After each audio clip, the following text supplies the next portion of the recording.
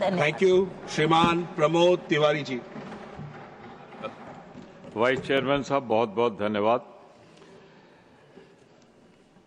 ये अजीब इत्तेफाक है कि इस योजना को, जो दुनिया की विशालतम योजना है मजदूरों के लिए, किसानों को लाने के लिए, जिसकी प्रेरणा से चेयरपर्सन आज की सोनिया गांधी जी की प्रेरणा से योजना आई थी, मैं यही कह सकता हूं, आज वो इस सदन की सदस्य हैं।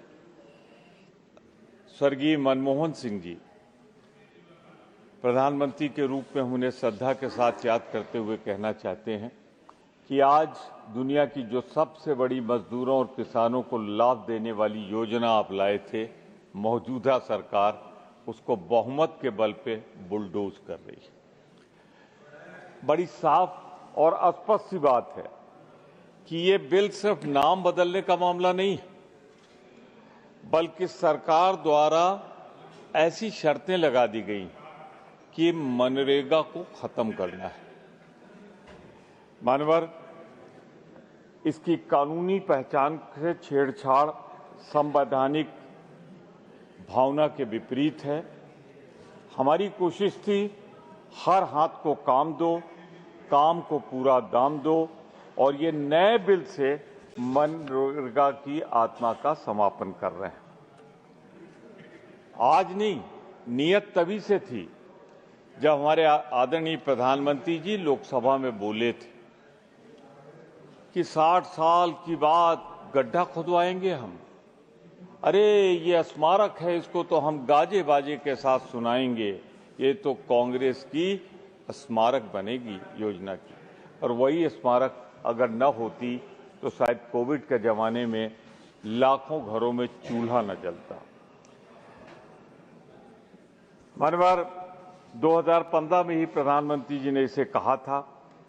मेरी समझ में नहीं आ रहा, आज कर्ज के बोझ से उत्तर प्रदेश सहित तमाम प्रदेश दबे हुए हैं। राज्यों के पास अपनी रोजमर्रा की जरूरतें पूरी करने के लिए, हम चूंकि राज्यों का प्रतिनिधित्व करते हैं, पैसा नहीं, तो वो कहां से जो 10% नहीं दे पा रहे थे, अब वो 40% कैसे देंगे? यानी 60% अब केंद्र, 40% वो, तो रोक दिया आपने एक तरीके से। बकाया कितना है? हमारे दिग्विजय सिंह जी ने, सुरजेवाला जी ने, मुकुल वासनिक जी ने और सदस्यों ने सारे आंकड़े दिए, मैं आंकड़ों पे नहीं जाना चाहता। पहले मनरेगा कानून में रोजगार मांगने का कानूनी अधिकार था, अब 1 से 25 दिन की सीमा तय करके इसे सप्लाई ड्रिवन कर दिया गया है। मानवर, इसको ऐसा बना दिया गया है कि लागू न रह सके। मैं आपसे बहुत ही विनम्रतापूर्वक, विनयपूर्वक ये कहना चाहता हूं कि इसे राजनीतिक मुद्दा न बनाया जाए, बल्कि दुनिया की सबसे बड़ी किसान और मजदूर को लाभ देने वाली, हम सब जनप्रतिनिधि, बहुत से लोग सीधा चुनाव भी लड़ते रहे। उन क्षेत्रों में जहां कुछ नहीं हो पाता था, जिन गांवों में, जिन पूर्वों में, जिन मजरों में कुछ नहीं हो पाता था, इस योजना के आने के बाद वहां रास्ते बने, तालाब बने, तमाम ऐसी सिंचाई के साधन बने। खत्म हो जाएगा, फिर भी विचार कर लीजिए।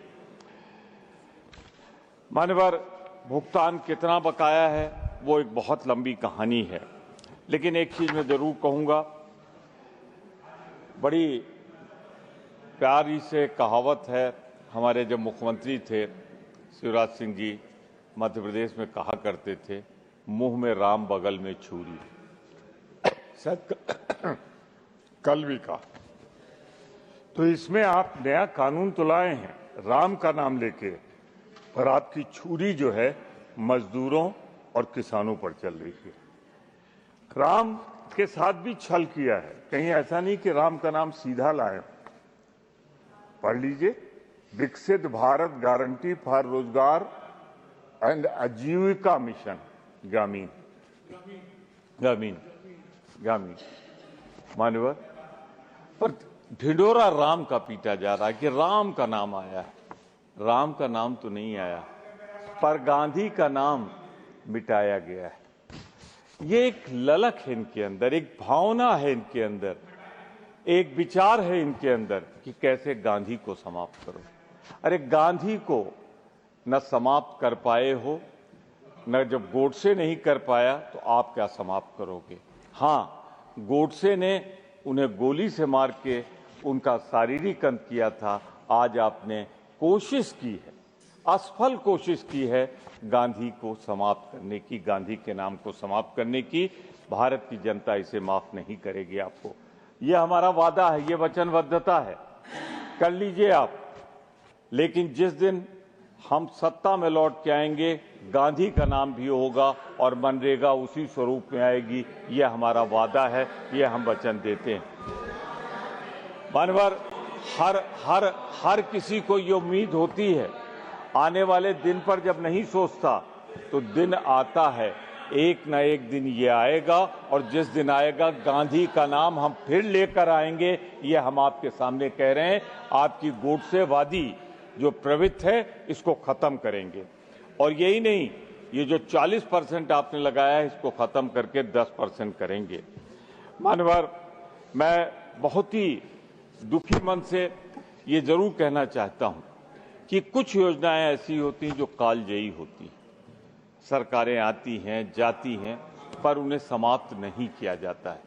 पर इस योजना को समाप्त करके आप इस सरकार को कहीं से छोटा नहीं दिखा सकते जो उस समय थी, बल्कि आप किसानों का, मजदूरों का एक बहुत बड़ा हित करने जा रहे हैं। मत रहिए अहंकार में। मैं फिर आपसे अपील करूंगा, पुरजोर अपील करूंगा, इस पर विचार करिए और इसे कमेटी में दे दीजिए। हम भी तो जब कानून लाए थे, आप विपक्ष में थे, आपकी मांग पर हमने जिस कानून के द्वारा इसको बनाया था उसके पहले कमेटी में ले गए थे। काफी खुलकर विचार विमर्श हुआ था।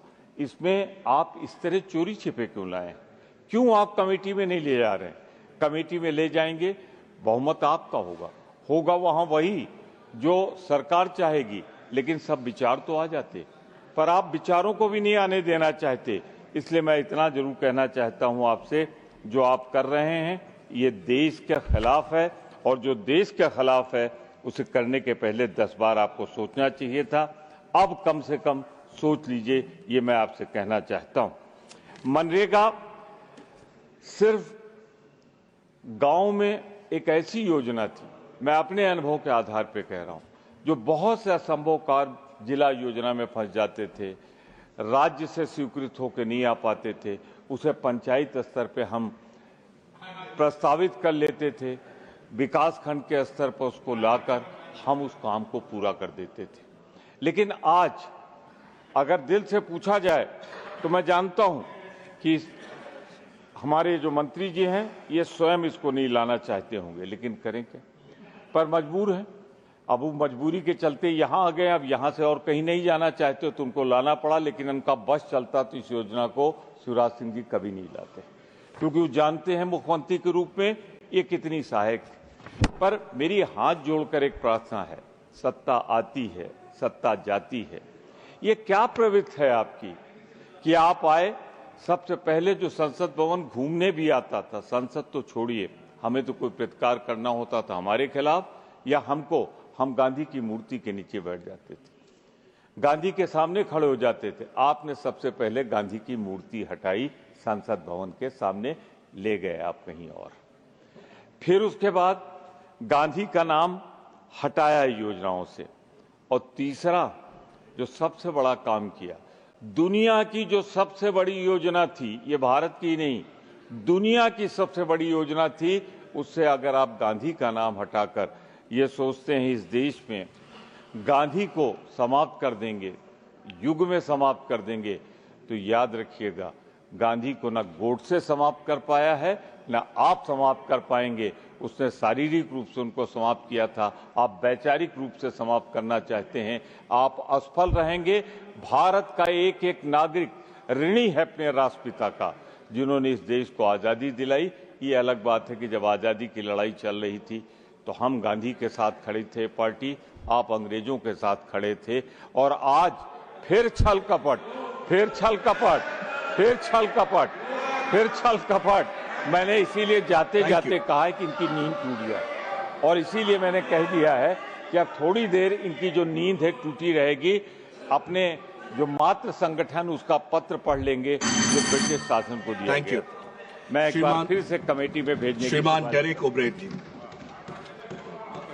श्रीमान जी के वासन जी।